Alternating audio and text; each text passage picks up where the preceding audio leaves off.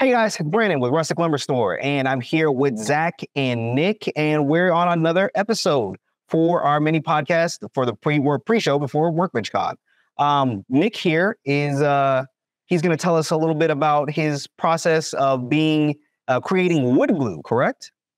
Yep. All right, cool. So go ahead and tell the people a little bit more about yourself, Nick. All right. So my name's Nick Starrett. I own a furniture company in Jacksonville, Florida area.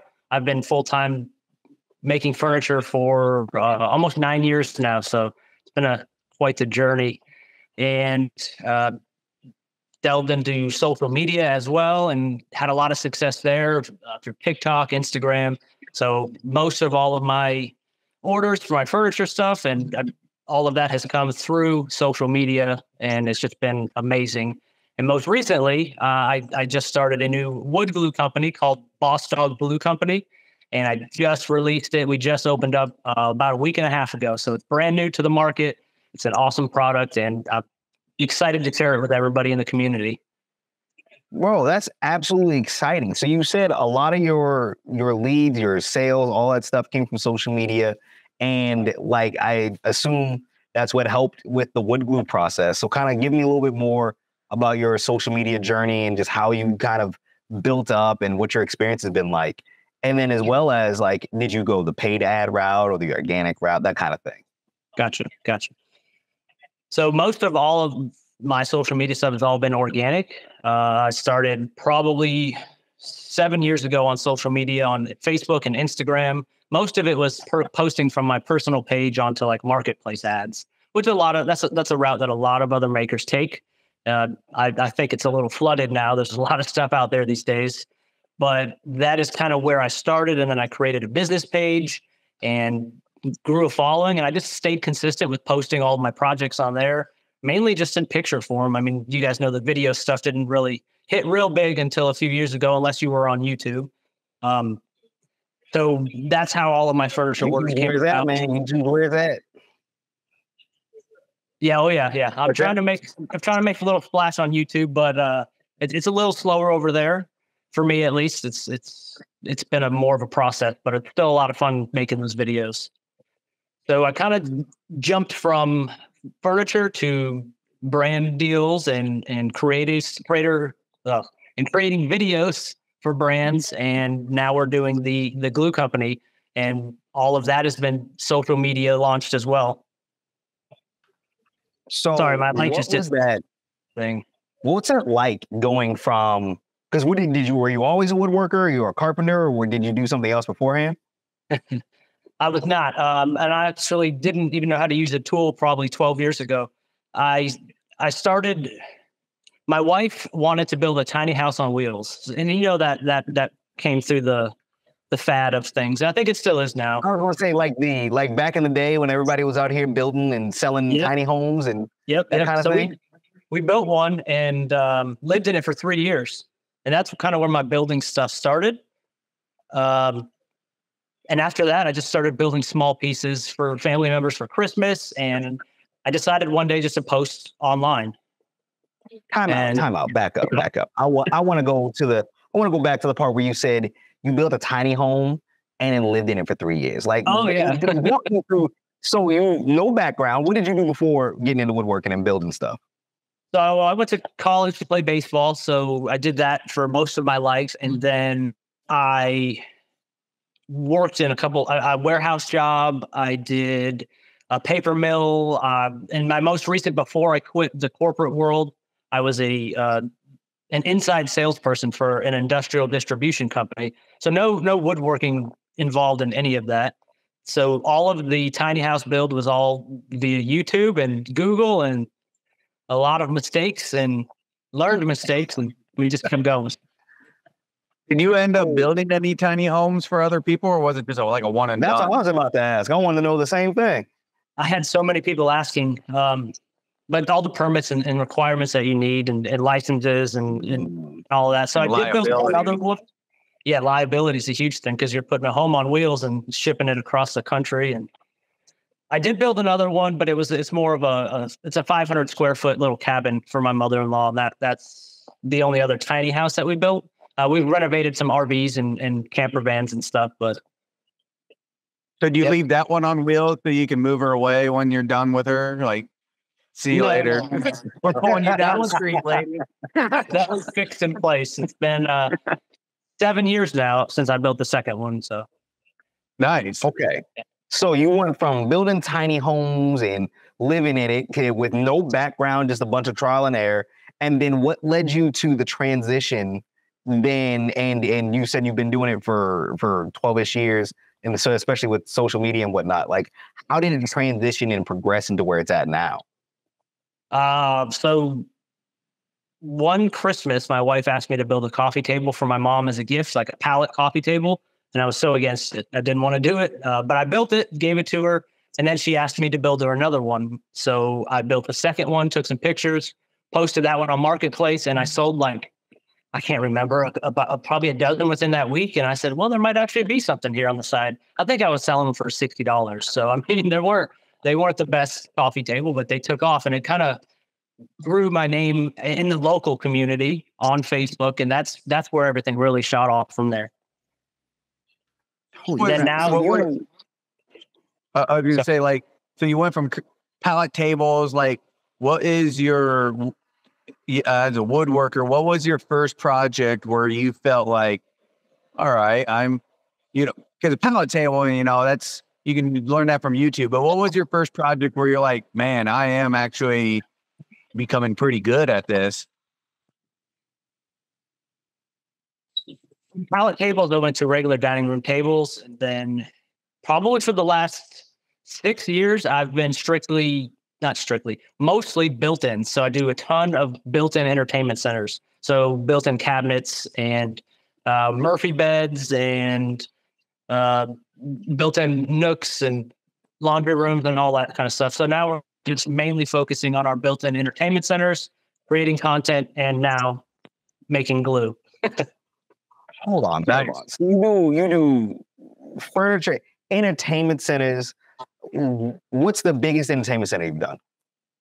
We did a 25-foot long wall. That wall was only 8 feet tall, but it was 25 feet long, and most of it was glass doors. So it was for a sports memorabilia collector. So he had glass doors on everything, and it was definitely. I've got some videos on it, but I'll say, hey, that sounds dope. Okay, so you started with Facebook, Instagram, Marketplace, kind of blew up, and now you've started dabbling into TikTok. What has been your process for what type of content? Like, did you create a calendar? Were you just willy-nilly, or you're just like, hey guys, let me show you what we're working on, and in that realm? So in the beginning, I'm going to kind of base this on TikTok, because that's where I put a lot of focus now, and I've been on there since 2019. So it's been 5 years I've been on TikTok posting. And the route that I took there was more, in the beginning, was every day, this is what I'm doing today. This is what I got done. Kind of like you would do on Instagram stories now. And then I started showing the projects I was building. Then I started going into DIY tips and tricks and tools. And I still do those today. But I think my most popular videos are when I film like my entire entertainment center install. And I break it all down into like 60 seconds and just show all the cabinets coming in, pieced together before and after. And people really like that. I think it's the quick satisfaction of seeing it all done in one video. Is that where most of your leads come from? Right. Go ahead, Brandon.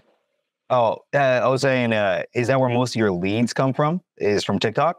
No. So most of my like collaboration leads come from TikTok, but furniture comes from Facebook, because I only service local still. So I get most of that from local Facebook. That was actually going to be my question about using TikTok, like, because I got a TikTok. I don't like use it. I don't even use it for like scrolling through, waste time myself. I just don't. But it seems like TikTok, like you said, you don't really get. TikTok's good if you want to get on the content side of stuff. Seems like it's like a hobby for content that can grow.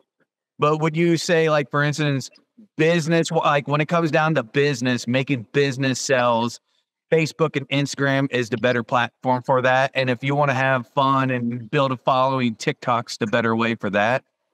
Seems to be that way for me. I feel like on TikTok, you can blow up after one good video. And on other platforms, it's less likely that happens. You kind of have to earn your way there. So, but yeah, I think that's kind of my experience with it. So how did you go from, you build furniture, entertainment centers, you're catching traction on TikTok and social media. So where did the glue come in? That's what I want to know. So there's a couple like backstories. The first one, obviously I use glue every day at the shop where I'm building. And I was noticing that I liked certain parts of each glue, but like they were in different bottles. So I had a thought about it. I was like, well, that would be cool if they're all in the same bottle. And it kind of escaped and went away. And then one day I was driving, I was like, there's not very many glue brands out there. And I was just driving down the road and I just started researching it as soon as I got home and looking up science of glue and manufacturing and all different aspects and attributes of wood glue. And it kind of just kept going from there. And then luckily I found a nice local manufacturer that was willing to work with me to tailor to what I wanted, not just like something off the shelf. So I was able to work with them and also communicate through. It's been a pretty good experience. Yeah. So this was essentially your glue. It's something that you worked with them to formula. I mean, it wasn't just off the shelf formula they had. Like you actually worked with them designing for your attributes that you were, wanting. Yeah. So they hadn't offered other glues, but I told them kind of what I was looking for as far as viscosity, and I wanted it to be FDA compliant for indirect food contact. That way you can use it on cutting boards and other items in your kitchen. Wanted a certain color and a good bond. Obviously, you want a nice strong bond with glue. And then the open times and stuff, I would just tell them what I was looking for. They would create a sample and I would test it out and I would tell them what I thought about it. And that process took a little while, a couple of months, but it was good. I enjoyed it. I learned a lot. I'm not gonna lie to you. I didn't realize that you could get glue made, or like you can make glue. I thought glue was just glue. Like Elmer's made glue, Gorilla Glue made glue. That was the end of it. I didn't realize that you can make glue. And so now I guess with your wood glue, what about it makes it different or better than, say, Gorilla Glue's wood glue or Elmer's wood glue? Yeah, I mean, I don't like to call out other brands and stuff because they've been doing it for so long. They've got good products.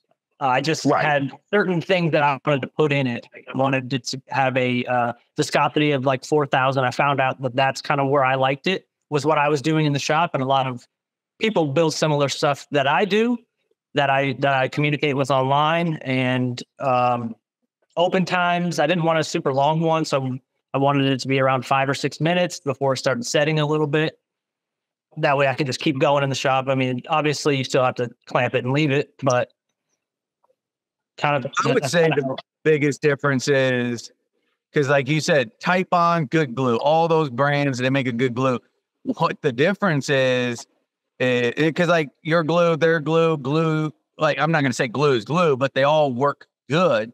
Sure. But I already ordered a bottle of glue and whatnot. And what attracted me is the Type-On doesn't know who I am. They don't know who you are. You know what I mean? Like that you're making. Nah, they know who he is. He's the competition now. Oh, no, I don't, what I'm saying is what people do that. No, it's not a competition thing. But what I'm saying is, on a personal level, other woodworkers are going to know, like you already established that doing this type of work, this guy is not going to be selling a glue that is subpar or don't have the attributes he wants. So people are going to like that. I mean, that's what and what's so great about social media nowadays is because we're in the same boat too, having products that are taking on huge brands, but people like the grassroots style of branding. Like they think it's cool. Like, man, this guy has a glue brand of glue that's really good, and people like that warm, fuzzy feeling that they're making someone's dream happen, you know, creating a brand from the ground up. And it just feels, I mean, it makes the community more tight knit too, I believe. Like you have your wood glue brand, I have my brand of wood finish, and you know, and then other people have their brands of epoxy. And then when all these small grassroots style brands are, you know, it brings more tight niche to the community, I believe, versus just the big brands that have been established for decades, you know? For sure. Well, sir, you have. Go ahead. No, you're good. Go ahead. Sorry. Oh, that was one of the main points we wanted to add as well. It was like the personal touch, being able to communicate with other makers, people that I know or I've seen online or watch my videos or just are in the same boat as me as far as not a corporation that's just that I live. I think that's such a amazing thing to be able to see. The fact that we have all this potential in our own hands now is that you've been able to build not just this career, but this lifestyle and this entire thing, and helped out so many. I mean, you were able to build your mom a home, and you're able to build your wife a home. And the fact that you went from this isn't your world, this isn't something you grew up with, to you've established all of that, plus the fact that you've made your own glue. Like, how does that feel for you, from knowing where you came from to where you are? And then what is your ideas for the future?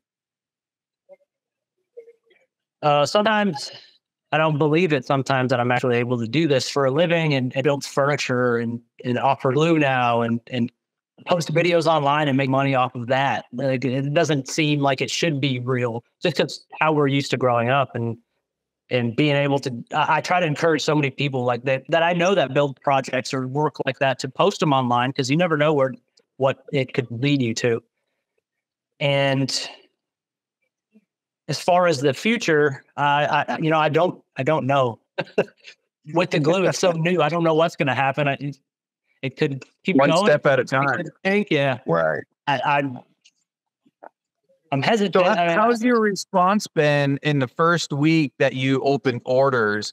How has the response been? And it's solely only been from organic purposes on social media. I mean, you haven't done no paid marketing campaign for this. So tell me, how'd the first week go in your opinion on it? Way better than I expected. I didn't think I would sell that many bottles, honestly. So I wanted to get the name out there, send out a couple to some other people. And then I was amazed on the support and the backing that the community of woodworkers and makers has provided for it. It's been crazy. I'm almost at I think we're closing on the 100th bottle to sell, which is a lot to me. That's a lot of bottles in a week and a half. Yeah. For somebody that just announced. For sure. So it's pretty crazy, and I'm enjoying it, and we'll just see where it goes. And you know what's awesome about that? Because, and literally the whole reason that was able to happen, like if another just big brand glue came out and big brand glue put some glue on the shelves at Lowe's, I mean, other than just they have a large quantity of stores, sure. But the reason your glue did so good in 1 week is because of the tight niche community, you established. If it wasn't for people bought 100 bottles of glue this week not because they're like, oh, this is good glue. It's because like, oh, Nick is making the glue. I like this dude. I've been watching him. The dude's cool, like it was you and your name and your brand that sold the glue, not per se the quality of glue, Sure. And I think that's something that definitely Nick hammered in on, is the fact that, like, hammering in on the fact that he encourages people to post because it might lead somewhere. And the fact that by having this, it's you, and you've built this brand and this reputation as yourself. And by showing and telling people like, hey, like do it, be a part of it, join it, because the potential it's wild. Right. I don't even know what the potential really could be. So, Right. And I think the nature of the woodworkers in the community, woodworkers that are involved in social media, is just their nature to want to be purchasing products from people they personally know, versus the big brand. And that's really, which when we started our offering, our furniture oil and stuff like that, I mean, we got a following, but like you have a well-established following on social media. So it kind of does the work for you when you're already, established the way you are. With our brand, our name alone, we're trying to build, because a lot of people just don't even know about us because, our social media hasn't been well established like yours has, but people need to realize the opportunity. Like a lot of people might have too small of a mindset, be like, I'm a small nobody. And it's like, with the world now, it's the best time ever in the world to start up a small business. Like it's the easiest time ever for marketing wise. Like anyone that can be, sociable on Instagram, the world's at your fingertips, what you can do. Sure. Yeah. For 100% agree. Yeah. That's awesome. All right, Nick. Well, tell the people where they can find you, and we'll definitely have to sit down with you when we actually get to Workbench Con. Yeah, I can't wait to actually meet you guys in person. It's going to be awesome. The glue you can find at bossdogglue.com, or you can go to nickscustomwoodworks.com. You can also find me on Instagram, Facebook, TikTok, YouTube, under Nick's Custom Woodworks. And we'll be sure to make sure we have links somewhere. Before we go, how do you come up with the name? Oh, so you're the first person that's actually asked me that, and it's kind of an important factor, right? You're talking about Boss Dog, obviously not Nick, but Boss was actually my best friend. I got Boss when I was 18 years freshman in college, and he lived 15 years with me, and I feel like not everybody can relate in a sense. I feel like you get one dog that's like a good dog that you just bond with because of the timing and where you're at in your life and how you guys bond together. So that is why I chose Boss Dog as the mascot and the name, because that's one of the strongest bonds I've ever had in my life. So I related to a glue bond. So, and I actually didn't come up with that right away. It took a while to get to that point. I was like, I don't know what I'm going to call this. That's freaking dope. I was like, yeah, you start hitting me in my feelings, man. I started going, wait a minute. You can't see it, but I kind of got a little bit here too. It's still fresh. But yeah, yeah, that's awesome, man. It was good talking to you, Nick, and we look forward to seeing you out at Workbench. And we'll see you guys in the next episode. Adios. See you later, guys. Thank you.